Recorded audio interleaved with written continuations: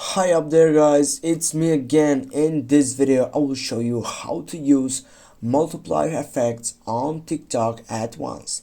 First guys, go on the create section on the third line or the plus icon and then choose the length of the video that you want to be included in this side. For example, we'll go out with this section. Then what you need to do is just go and click for effect. First, make sure that you select a good resolution on it. Go on your effect side, look for the effect,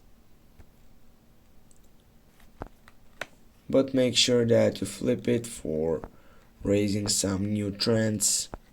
You need to find, for example, this one.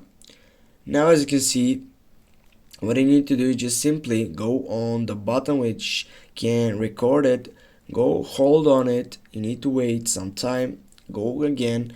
Now what you need to do again is just go on the effects, then select another effect, for example this one.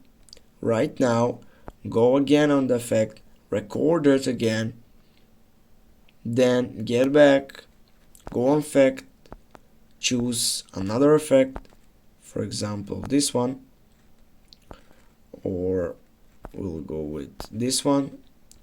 What you need to do, just scroll it again, wait for it, and now guys, if you go on the next button, but before we do that, here as you can see we have made a multiply effects at once.